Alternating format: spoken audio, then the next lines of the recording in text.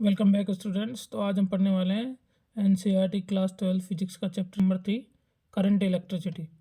तो चैप्टर की शुरुआत होती है ओम्स लॉ से। तो ओम्स लॉ क्या है? ओम्स का लॉ आपने पढ़ा होगा, याद भी होगा। वी इक्वल टू क्या होता है? I R. यहाँ पे वी क्या है? वोल्टेज या फिर पोटेंशियल डिफरेंस। आई को हम बोलते हैं कि धारा कितनी बह रही है, करंट जो बह रहा है, ये एम्पियर में नापते हैं। और आर क्या है? रेजिस्टेंस होता है यहाँ पे। ठीक है, आर को बोलेंगे रेजिस्टेंस, आई करंट, और वी बराबर पोटेंशियल। तो अगर हम यहाँ पे देखना चाहिए आई बराबर क्या हो जाता है? वी बाय आर बराबर, हम इसको ये भी बोल सकते हैं क्यू बाय टी। ओके, उसके बाद में हम देख लेते हैं रेजिस्टेंस। रेजिस्टेंस की अगर हम फॉर्मूला देखने की बात करें तो रेजिस्टेंस का फॉर्मूला क्या होता है? रेजिस्टेंस का फॉर्मूला होता है आर बराबर रो एल अपॉन ए इंटू टाउ। तो रेजिस्टेंस अगर हम कहें कि लेंथ पे डिपेंड करता है वायर के पे, तो बिल्कुल करता है। क्रॉस सेक्शनल एरिया पे डिपेंड करता है तो इन्वर्सली डिपेंड करता है। अगर क्रॉस सेक्शनल एरिया कम होगा तो रेजिस्टेंस ज़्यादा होगा, अगर क्रॉस सेक्शनल एरिया ज़्यादा होगा तो रेजिस्टेंस क्या रहेगा? कम रहेगा। उसके बाद में रेजिस्टिविटी। रेजिस्टिविटी क्या होती है? रेजिस्टिविटी होती है, इसको रो से डिनोट करते हैं, इसको पढ़ेंगे rho is equal to 1 upon sigma. इस सिंबल को हम क्या बोलेंगे? सिग्मा बोलेंगे। तो resistivity is equal to 1 upon sigma. तो ये होता है रेजिस्टिविटी। रेजिस्टिविटी के बाद में हम देख लेते हैं कंडक्टिविटी क्या होता है। Conductivity sigma is equal to J upon E होता है। रेजिस्टिविटी का फॉर्मूला क्या होता है? Sigma equal to J upon E. और इस पर सीधा सीधा क्वेश्चन आता है, जे की वैल्यू दी हुई होती है क्वेश्चन में, ई की वैल्यू दी हुई होती है, आपको सीधा सिग्मा निकालना होता है। या फिर कोई भी एक पैरामीटर आपसे पूछ लिया जाएगा और बाकी दो पैरामीटर की वैल्यू दी हुई होती है, तो आप उसको आसानी से निकाल सकते हैं। अब हमने पढ़ा रेजिस्टेंस, ठीक है। तो रेजिस्टेंस के बारे में, रेजिस्टेंस पैरेलल में भी लगाया जा सकता है और सीरीज में भी लगाया जा सकता है, दो अलग अलग केस है। तो अगर रेजिस्टेंस किस में लगा हुआ है? पैरेलल में लगा हुआ है, तो पैरेलल वाला केस देख लेते हैं। अगर रेजिस्टेंस लगा हुआ है पैरेलल में, तो 1 अपॉन जो आर इक्विवेलेंट होता है वो होता है 1 upon R1 plus 1 upon R2 plus plus plus 1 upon Rn तक। ठीक है, जितने रेजिस्टेंस लगेंगे उनको इन्वर्सली ऐड कर लिया जाएगा। ठीक है, और अगर रेजिस्टेंस दो ही हो तो 1 upon R equivalent is equal to 1 upon R1 plus 1 upon R2। और इसको हम सोल्व करेंगे तो क्या आएगा? R1 R2 upon R1 plus R2। ठीक है, अगर मान लो दो रेजिस्टेंस किस में लग रहे हैं? सीरीज में, तो ये जो फॉर्मूला है किसके लिए है? ये सीरीज के लिए है कि अगर सीरीज में दो रेजिस्टेंस दिए गए हैं तो आर इक्विवेलेंट की वैल्यू क्या रहेगी? R1 plus R2। अगर दो से ज़्यादा हो तो एन तक जोड़ देंगे, जितने भी उतने। तो क्या हो गया? Resistance in series. तो ये रेजिस्टेंस के बारे में दिया गया है। उसके बाद में किरचॉफ्स लॉ पढ़ने से पहले अपन को एक चीज़ और पता होना चाहिए कि रेजिस्टेंस पे टेम्परेचर पे किस प्रकार से डिपेंड करता है। तो अगर मान लो अपने पास रेजिस्टेंस है आर और टेम्परेचर की वैल्यू T0 थी, उससे क्या हो गई? टी। तो आर बराबर R0 ब्रैकेट में 1 plus alpha delta T. Delta T क्या हो जाएगा? टेम्परेचर डिफरेंस हो जाएगा। तो रो की वैल्यू क्या हो जाएगी? Integration of 1 plus alpha delta T. यहाँ पे आर क्या है? Resistance at temperature T. R0 resistance at temperature T0। अलग अलग टेम्परेचर पे रेजिस्टेंस क्या क्या है? अल्फ़ा क्या होता है? Coefficient of resistivity. तो ये क्या था पूरा? ये था टेम्परेचर डिपेंडेंस ऑफ रेजिस्टेंस, कि रेजिस्टेंस टेम्परेचर पर किस तरह से डिपेंड करता है। ठीक है, अब यहाँ पे एक बुक के नाम दिया गया है 1827 में जॉर्ज साइमन ने, जो कि जो साइमन ओम इसका पूरा नाम है, इसने कंप्लीट थ्योरी ऑफ इलेक्ट्रिसिटी दी थी अपनी एक किताब में, जिस किताब का नाम है डे गैल्वेनिश केटे मैथमेटिक्स बैरवेकेट। तो आपको ये नाम याद करने की जरूरत नहीं है, आपको सिर्फ इतना पता होना चाहिए कि ओम की थ्योरीज हैं ये सब, ठीक है। तो ग्रुपिंग ऑफ रेजिस्टेंस हम देख ही चुके हैं। उसके बाद में आता है किरचॉफ्स लॉ। किरचॉफ के दो लॉ है, एक तो है लूप लॉ और एक तो होता है जंक्शन लॉ। तो इलेक्ट्रिसिटी कंप्लीट फ्लो करने के लिए ज़रूरी है कि इलेक्ट्रिसिटी का पूरा एक लूप बने, सर्किट कंप्लीट होना ज़रूरी है पहली बात। तो ये कह रहा है कि the algebraic sum of all the potential differences along a closed loop is zero. किसी भी क्लोज्ड लूप के अंदर एल्जेब्रिक सम है, मान लो 4 है, V1 V2 V3 V4, तो उन सम का सम टोटल जो होना चाहिए वो बराबर किसके होना चाहिए, 0 के होना चाहिए। तो एल्जेब्रिक सम सभी पोटेंशियल डिफरेंस का क्या होना चाहिए, 0 होना चाहिए, ठीक है। ये तो है लूप लॉ। इसके अलावा एक और नियम अपने पास है जिसको हम बोलते हैं जंक्शन लॉ। जंक्शन लॉ क्या बोलते हैं कि अगर मान लो हम सर्किट में कोई भी एक जंक्शन ले लेते हैं, अब यहाँ पे हमारा जंक्शन क्या है, ये पॉइंट अपना जंक्शन है। अब इस पॉइंट से हम देखें तो I2 अंदर की तरफ आ रही है, I3 बाहर की तरफ जा रही है, ठीक है। I5 भी बाहर की तरफ जा रही है, I4 अंदर आ रही है और I1 भी क्या कर रही है, अंदर की तरफ आ रही है। तो यहाँ पे क्या कहेंगे कि अगर जंक्शन पे इनकमिंग इलेक्ट्रिसिटीज़ का जो एल्जेब्रिक सम है वो आउट गोइंग इलेक्ट्रिसिटी के सम के बराबर रहेगा। Algebraic sum of all the currents directed towards a point और जंक्शन इज 0, ठीक है। तो इसको हम दो तरीके से लिख सकते हैं। या तो हम लिख सकते हैं, देखो अंदर की तरफ कौन कौन आ रहा है, तो I1 I2 और I4 अंदर की तरफ आ रहे हैं, -I3 -I5, चूँकि ये बाहर की तरफ जा रहे हैं तो माइनस साइन के साथ लिखेंगे, बराबर कर देंगे 0। या फिर ऐसे कर सकते हैं कि I1 + I2 + I4 एक साइड लिखें, जो सेंटर की तरफ आ रही है, बराबर करके जो सेंटर से बाहर जा रही है I3 + I5, ये दोनों इन तीनों के बराबर होनी चाहिए। तो किसी भी एक जंक्शन पॉइंट पर समेशन ऑफ IP की वैल्यू क्या रहेगी, 0 रहेगी, ठीक है। तो ये तो थे किरचॉफ के नियम, ठीक है। उसके बाद में हम देखते हैं कि पोटेंशियोमीटर क्या होता है। तो क्या होता है पोटेंशियोमीटर। पोटेंशियोमीटर पहली बात तो बताएगा कि पोटेंशियल डिफरेंस के बारे में हमें जानकारी देगा, ठीक है। पोटेंशियोमीटर P = होता है VA - VB, दो पॉइंट है A और B, उनके बीच में पोटेंशियल डिफरेंस को हम बोल सकते हैं कि VA - VB, और लेंथ ऑफ वायर को हम सपोज कर लेते हैं L है, तो potential difference divided by length of wire.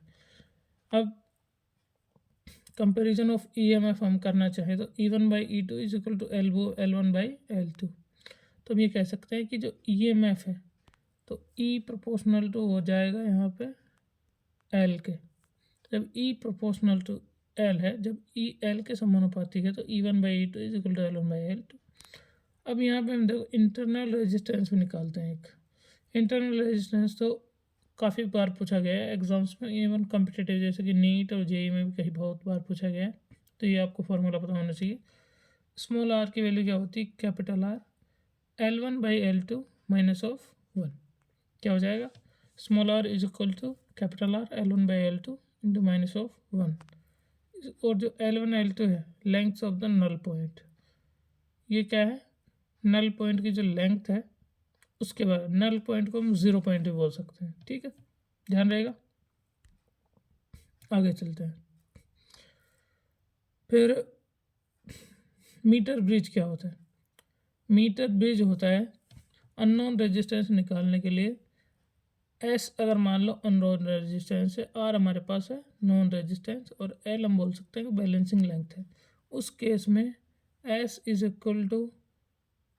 R 100 - L / L, ये इसका फॉर्मूला हो जाता है S = R × 100 - L / L। और L और R आपको पता है कि बैलेंसिंग लेंथ और नॉन रेजिस्टेंस है, ठीक है। उसके बाद में अगला कंसेप्ट है कि व्हीट स्टोन ब्रिज क्या होता है। क्या होता है wheat stone bridge. Wheat stone bridge क्या होता है कि एक स्पेशल सिस्टम होता है जिसके अंदर हम अलग अलग रेजिस्टेंस को एक पर्टिकुलर केस के तरीके से देखने की कोशिश करते हैं। अब ए, बी, सी और डी 4 रेजिस्टेंस लगे हैं, ठीक है। इसको हम अलग अलग नाम दे देते हैं। ये हमारे पास क्या है, इधर है R1, इधर है R2, इधर है R3 और इधर हमारे पास क्या है R4। तो उस केस में हम क्या कर सकते हैं कि R1 और R4 का जो मल्टीपल है वो किसके बराबर रहेगा, R2 और R3 के। अब इसको हम ऐसे भी लिख सकते हैं कि R1 इंटू R4 बराबर R2 इंटू R3, ठीक है ना। अब इसको हम सिंप्लीफाई करेंगे तो क्या हो जाएगा, R1 R2 को नीचे लेंगे, R1/R2 is equal to R3/R4। तो ये हमारे पास फॉर्मूला निकल के आ जाएगा कि R1/R2 is equal to R3/R4। इस केस में इम्पोर्टेंट बात ये है कि C और D के अंदर जो गैल्वेनोमीटर लगा हुआ है S, उसको G मान लो, तो उसमें कोई करंट नहीं बहेगा क्योंकि potential at C is equals to potential at D। कि भाई C और D पे वोल्टेज की वैल्यू सेम है, तो बिना वोल्टेज डिफरेंस के करंट बह नहीं सकता, तो करंट की वैल्यू क्या रहेगी वहाँ पे, 0 रहेगी, ठीक है। तो अभी तक हमने कुछ कंसेप्ट देखे इसके, ठीक है। बाकी के कंसेप्ट देख लेते हैं। इलेक्ट्रिक करंट की अगर हम बात करें तो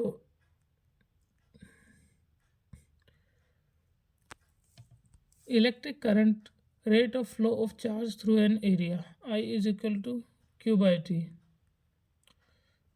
एक हमने फॉर्मूला पढ़ा था V बराबर IR का, पढ़ा था ना। जब हमने V बराबर IR का फॉर्मूला देखा था तो इसमें I की वैल्यू क्या हो जाएगी, V/R, ठीक है। तो I is equal to Q/T is equal to V/R। और इसका एक और तरीका होता है vector formula I is equal to J.DS। इससे भी हम इलेक्ट्रिसिटी को निकाल सकते हैं। तो ये क्या होता है, इलेक्ट्रिक करंट हो जाएगा, ओके। अगर हम EMF सेल की अगर हम बात करें कि अगर मान लो हम वोल्टेज के लिए अलग अलग सेल को लगाते हैं, तो एक तो सीरीज में लगा सकते हैं और एक पैरेलल में लगा सकते हैं। तो जब सीरीज में लगाएंगे तब हमारे पास E0 क्या हो जाएगा, सबका ऐड हो जाएगा कि भाई EMF जो रहेगा सेल 1 का, 2 का, 3 का, 4 का, तो टोटल EMF की वैल्यू सारे सेल की अलग अलग इंडिविजुअल EMF के सम टोटल के बराबर रहेगा, ठीक है। और I की वैल्यू क्या हो जाएगी, I की वैल्यू हो जाएगी E1 plus E2 divided by R plus small r1 plus small r2। अब इसको स्मॉल r1 और स्मॉल r2 को हम internal resistance of the cell 1 and cell 2 बोल सकते हैं, ठीक है। तो I is equal to E0, पहले E0 निकालो भाई, divided by R1 plus R2, ये सीरीज में। अब पैरेलल की अगर हम बात करें तो E इक्विवेलेंट, EMF जो इक्विवेलेंट रहेगा उसकी वैल्यू क्या रहेगी, E1R2 plus E2R1 divided by R1 plus R2, ठीक है ना। क्या रहेगा, E1R2 plus E2 into R1 divided by R1 plus R2। तो जो यहाँ पे I की वैल्यू रहेगी वो भी E इक्विवेलेंट रहेगी divided by R plus R1R2 upon R1 plus R2। ये फॉर्मूला रहेगा जो आपको ध्यान रखना है, ईजी है, याद रह जाएगा, कोई दिक्कत नहीं इसमें। अब यहाँ पे इंटरनल रेजिस्टेंस जो हमने बताया था कि potential difference is equal to E-IR, तो अब तक हम जो बात कर रहे थे इंटरनल रेजिस्टेंस की, वो ये इंटरनल रेजिस्टेंस है, ठीक है ना। अगर कोई सेल है जिसका EMF हम बोलें कि E है, तो उसमें से IR करके अगर इलेक्ट्रिसिटी घटा दें क्योंकि इंटरनल रेजिस्टेंस में वेस्ट हो रही है, तो उसको हम बोलेंगे पोटेंशियल डिफरेंस है उसके ऊपर, उसी को उसको EMF भी बोलेंगे। EMF के लिए हमारे पास डेडिकेटेड एक इक्वेशन है कि EMF में E इज इक्वल टू क्या होता है, work done divided by Q, या फिर F डिवाइडेड बाई D, इसको ऐसे भी निकाल सकते हैं, ठीक है। तो EMF is equal to the potential difference between the terminals when the terminals are not connected externally. जब टर्मिनल्स एक्सटर्नली कनेक्टेड नहीं है उस केस में जो पोटेंशियल डिफरेंस रहता है उसको हम क्या बोल देते हैं, उसको हम बोल देते हैं ईएमएफ, ठीक है। और इसको इलेक्ट्रोमैग्नेटिक फोर्स बोलते हैं वैसे। उसके बाद में हमारे पास जो कंसेप्ट है वो ये है कि करंट डेंसिटी, ठीक है। उसके बाद में एक और बचेगा ड्रिफ्ट वेलोसिटी का। करंट डेंसिटी क्या होती है? करंट डेंसिटी ये कहती है कि वेक्टर जे की वैल्यू रहेगी अपने पास delta I divided by delta S cos theta is equal to sigma E. अब यहाँ पे डेल्टा एस क्या है? एरिया ऑफ क्रॉस सेक्शन है। Theta is angle between area vector and current flowing and sigma is conductivity. तो ये formula सीधा सीधा इस पर जो क्वेश्चन आता है वो आपको फॉर्मूला याद रखना है, delta I divided by delta S cos theta या फिर सिग्मा इंटू ई। करंट डेंसिटी का आपको पता चल गया। उसके बाद में ड्रिफ्ट वेलोसिटी एंड मोबिलिटी, दो चीज़ें आपको बस पता होना चाहिए। तो ड्रिफ्ट वेलोसिटी क्या होती है? ड्रिफ्ट वेलोसिटी होती है I is equal to N E A. क्या होता है? I is equal to N I divided by N E A. इसको जे अपॉन एन ई भी बोल देते हैं।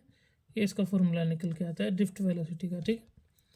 तो ड्रिफ्ट वेलोसिटी का अगर कोई क्वेश्चन है सोल्व कर सकते हैं, ऑफ कोर्स कर ही सकते हैं आप लोग। एक होता है मोबिलिटी। मोबिलिटी क्या होता है? मोबिलिटी के लिए आपको एक बात पता होनी चाहिए कि एवरेज कोलिजन टाइम क्या है। तो म्यू की वैल्यू हम निकाल लेते हैं, V D upon E is equal to E tau divided by M. क्या हो जाएगा म्यू की value? V D upon E is equal to E tau divided by M. तो इस तरह से हमने इस चैप्टर का पूरा पूरा एक बार क्या कर लिया है, क्विकली रिवीजन कर लिया है कि क्या क्या कंसेप्ट है और फॉर्मूला मेनली क्या क्या है। वो सारे फार्मूला हमने क्या कर लिए, देख लिए। तो आप इनको एक बार और वीडियो को फिर से चला करके देख लीजिएगा, आपको फिर से याद हो जाएगा। और चैनल को अभी तक सब्सक्राइब नहीं किया तो सब्सक्राइब करें, वीडियो को लाइक करें, दोस्तों के साथ शेयर करें और अच्छे से तैयारी करें। All the best for your exams. Thank you for watching.